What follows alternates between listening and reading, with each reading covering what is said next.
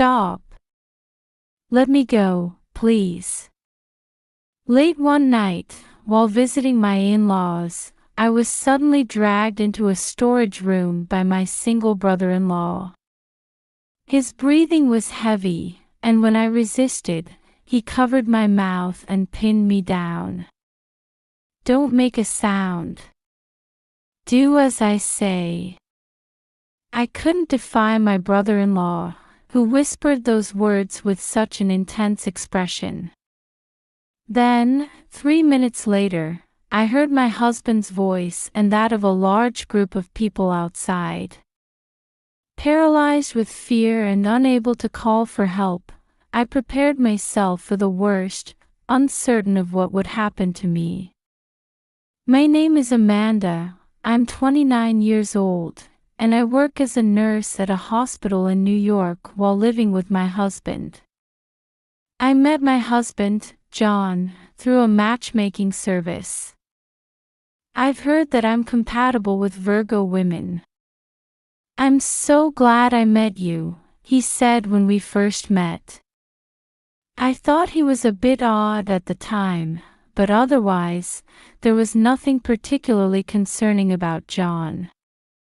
He was a kind-hearted salaryman working for a well-known company, and after dating for a year, we got married.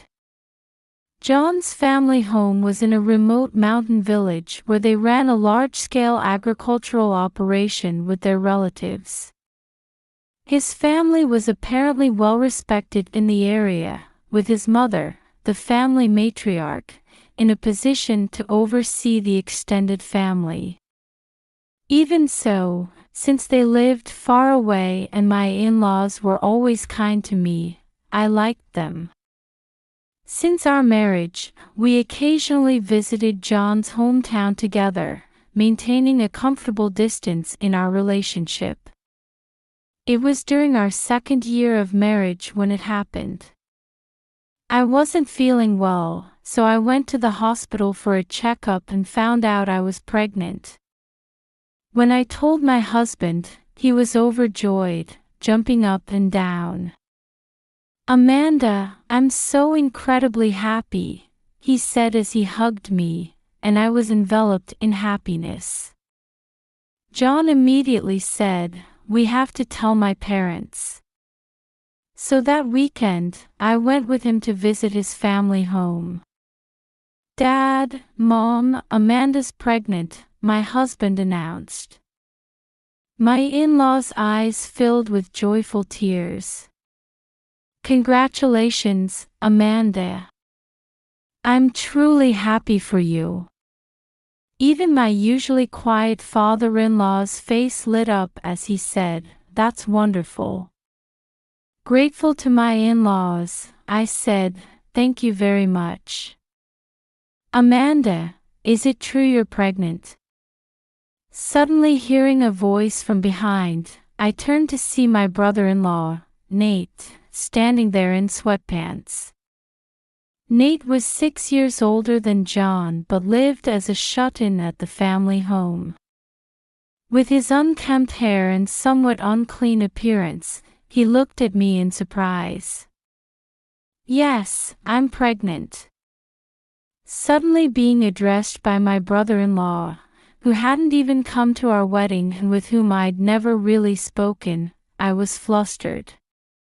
Upon hearing my response, Nate's eyes widened, and he immediately returned to his room. Oh my, Nate didn't even offer congratulations.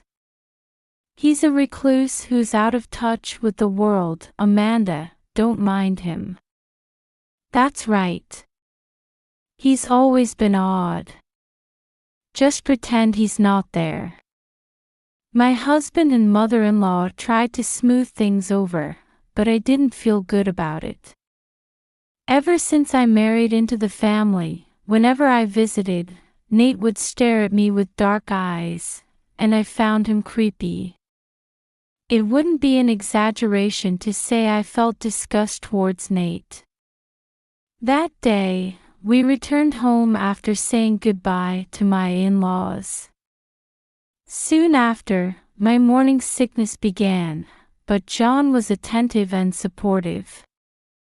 He even came with me to prenatal checkups, rejoicing with me as we confirmed that the baby was growing healthily.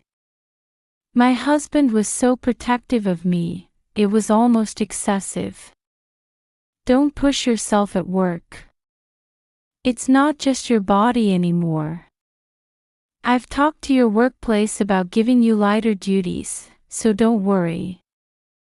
I was looking forward to the day I would give birth to our child. A month after our visit to the in-laws, John said, "Hey Amanda, let's go to my parents' place next week." I hesitated to respond. I still had some morning sickness and wanted to go to work, so I initially refused. However, John persisted.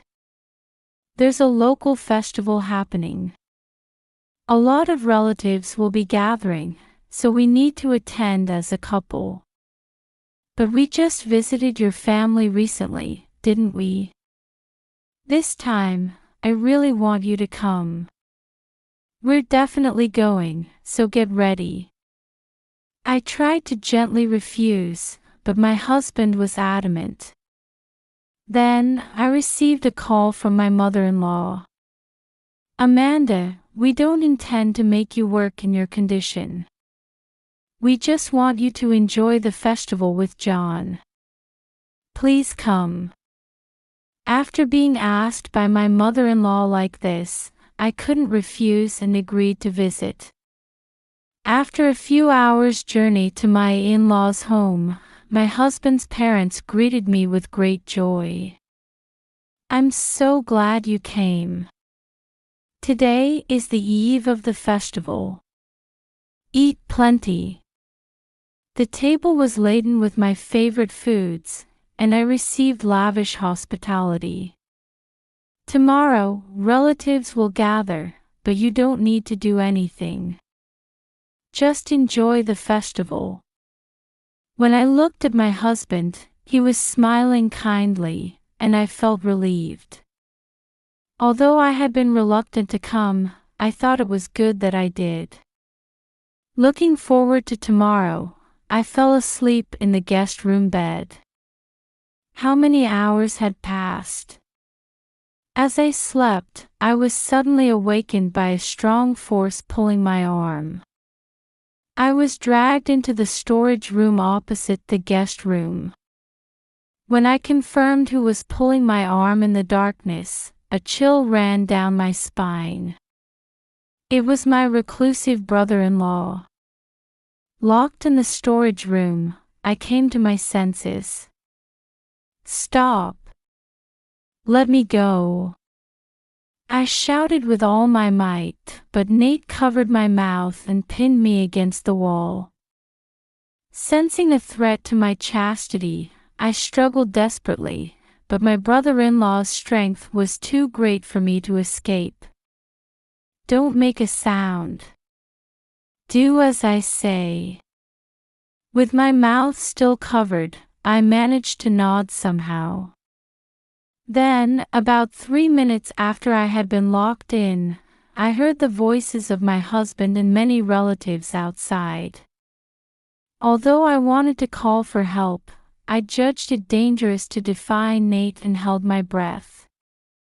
After the presence of the crowd faded and it became quiet, Nate stared at me intently.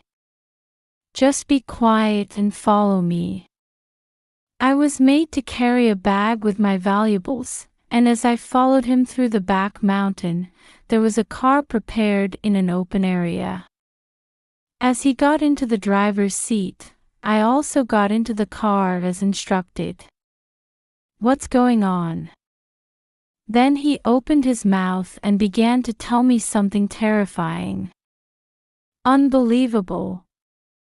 I trembled with fear and anger.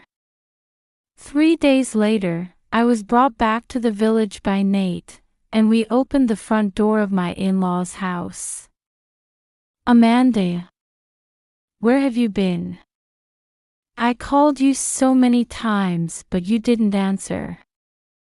Don't just disappear like that. As soon as we entered, John came to the entrance and suddenly yelled at me. It might have been understandable since I hadn't been able to return his many calls that day. My in-laws looked shocked at the sight of Nate standing next to me. You've been with Nate for the past 3 days. What's going on? Nate and I entered the house and faced them in the living room. Hey! Don't just stand there silent, say something. What's going on here? Why are you with Nate? I took something out of my bag and placed it on the table. John, please divorce me. Ha! My husband and in-laws stared wide-eyed at the filled-out divorce papers I had presented.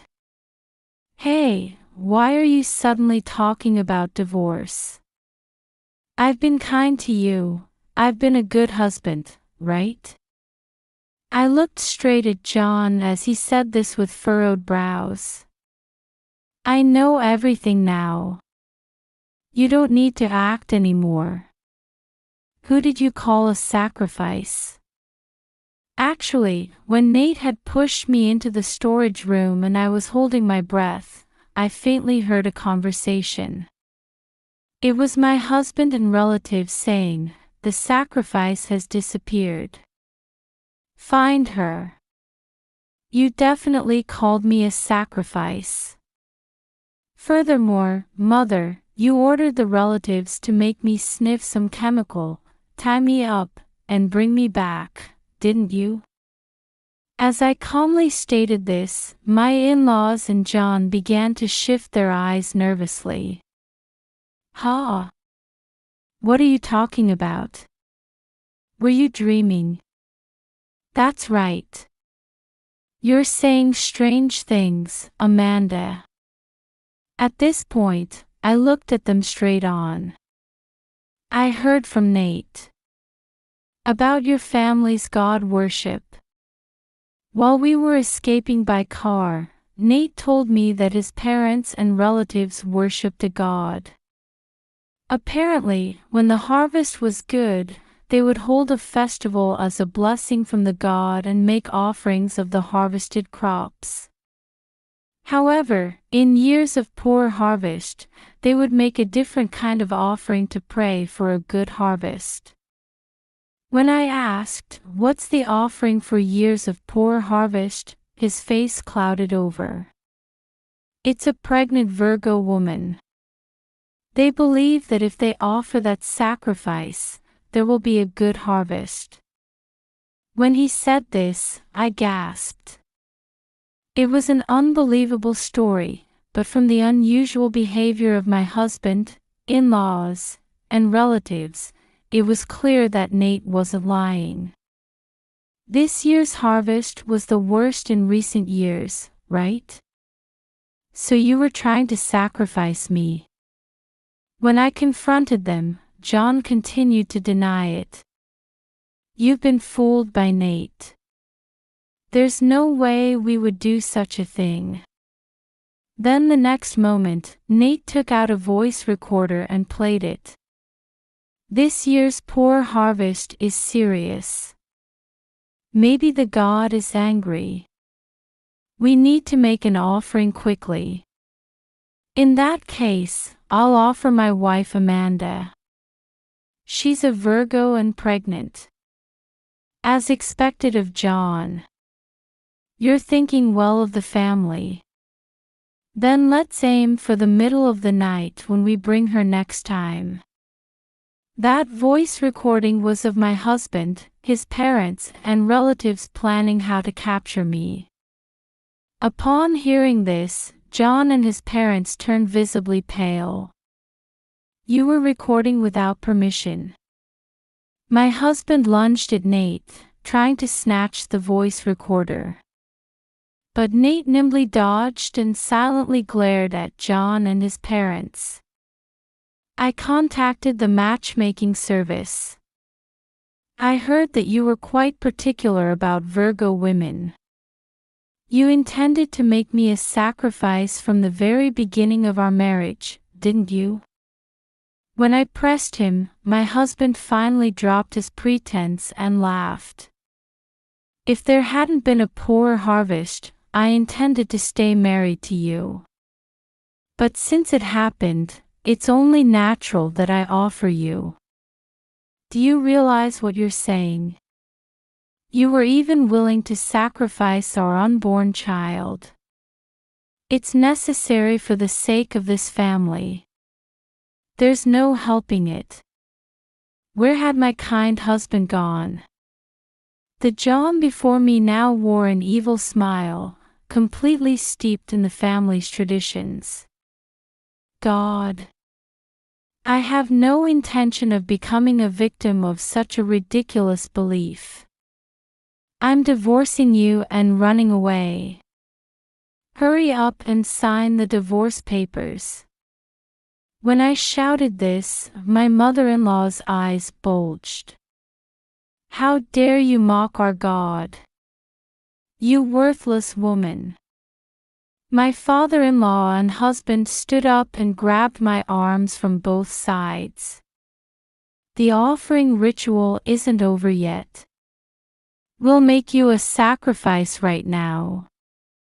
As they held me down, my mother-in-law approached me with a cloth that seemed to be soaked in some drug. But the next moment, a voice shouted, "Don't move," and detectives burst in. My husband and in-laws, surprised by the sudden police intrusion, froze. Nate and I had told everything at the big police station in town. Today, I was escorted by the detectives.